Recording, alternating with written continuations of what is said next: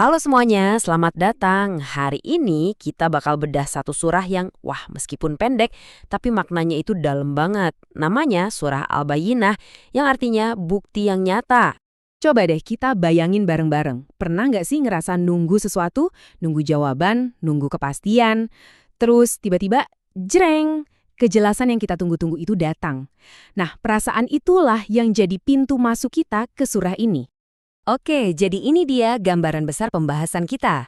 Kita mulai dari soal penantian, terus kita cari tahu apa sih Al-Bayyinah itu, lanjut ke reaksi orang-orang yang ternyata cukup mengejutkan. Setelah itu kita lihat perintah intinya yang super simple, dan terakhir kita bakal lihat dua ujung jalan yang sangat berbeda. Siap ya? Oke, kita langsung masuk ke bagian pertama. Coba bayangkan sebuah dunia di mana komunitas-komunitas besar pada saat itu, mereka tuh kayak lagi stuck, lagi dalam posisi menunggu. Menunggu apa? Menunggu sebuah kejelasan yang bisa memecah kebuntuan mereka. Nah, di ayat pertama surat ini langsung dikasih konteksnya. Dikatakan bahwa orang-orang pada masa itu, baik itu ahli kitab, maksudnya kaum Yahudi dan Nasrania, maupun kaum musyrikin, mereka semua itu pada dasarnya bilang, kami nggak akan beranjak dari keyakinan kami sampai datang bukti yang jelas itu. Jadi ada semacam penantian kolektif gitu. Terus pertanyaannya, bukti yang ditunggu-tunggu ini apa sih sebenarnya? Nah, Al-Quran nggak biarin kita nebak-nebak. Yuk kita lihat jawabannya. Kata kuncinya adalah Al-Bayyinah. Ini bukan sekedar bukti biasa loh.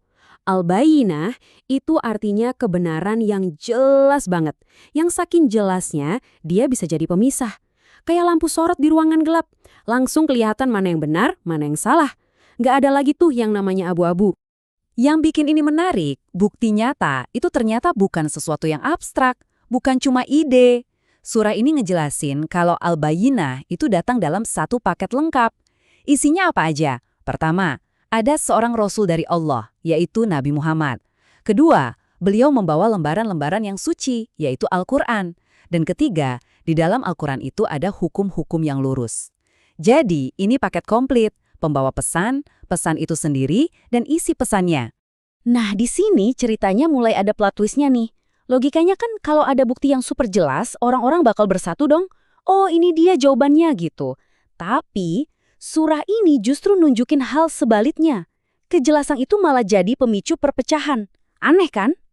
Ini jadi pertanyaan besar kan? Kalau buktinya sejelas itu, kenapa malah bikin orang-orang terpecah belah? Kenapa nggak pada setuju aja? Ada apa ini sebenarnya? Ayatnya bilang gini, dan mereka tidak terpecah belah kecuali setelah bukti yang nyata itu datang kepada mereka. Perhatiin deh, timingnya. Perpecahan itu terjadi setelah buktinya datang, bukan sebelumnya. Artinya apa? Masalahnya bukan karena kurang bukti atau informasinya nggak jelas. Jadi apa dong masalahnya?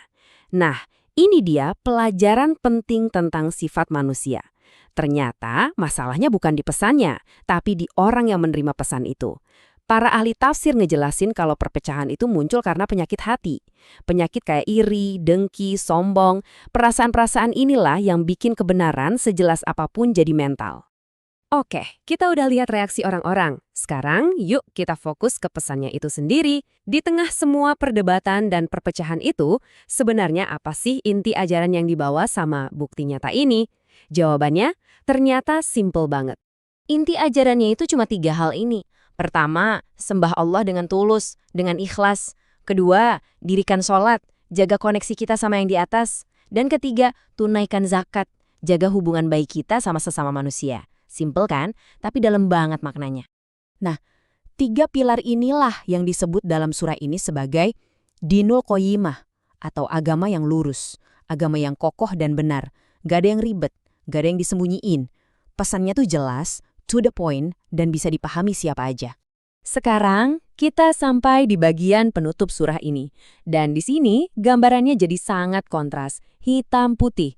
Jadi, setelah bukti datang, dan perintahnya juga jelas, manusia tinggal milih, mau ikut atau enggak. Dan pilihan itu punya 2 konsekuensi yang beda banget. Surah ini kayak ngasih kita 2 foto berdampingan. Di satu sisi ada mereka yang nolak bukti yang udah jelas, dan mereka disebut seburuk-buruknya makhluk. Wow. Tapi di sisi lain, ada mereka yang beriman dan beramal soleh, dan mereka dapat gelar sebaik-baiknya makhluk. Jadi jelas banget ya, gimana pilihan kita dalam merespons kebenaran itu dampaknya besar sekali, bahkan menentukan status kita. Dan, sebagai penutup yang indah, surah ini ngasih kita gambaran hadiah buat sebaik-baiknya makhluk ini. Hadiahnya bukan cuma surga dengan sungai-sungai, tapi ada yang lebih dari itu. Puncak dari segalanya adalah sebuah hubungan timbal balik. Allah ridho sama mereka dan mereka pun ridho sama Allah. Ini adalah level kebahagiaan tertinggi. Dan ini, katanya, adalah balasan untuk orang yang punya rasa takut dalam artian hormat dan takzim kepada Tuhannya. Jadi kalau kita rangkum perjalanan kita di surah Al-Bayyinah ini, polanya jelas banget kan? Ada kebenaran yang datang, kebenaran itu minta kita untuk merespons, dan respons kita itu ternyata nggak ditentukan sama seberapa pintar kita, tapi lebih ke soal kondisi hati kita. Nah, pertanyaan terakhir buat kita semua renungkan. Di zaman sekarang ini kira-kira apa ya bukti yang nyata dalam hidup kita masing-masing? Dan yang lebih penting, gimana cara kita meresponsnya?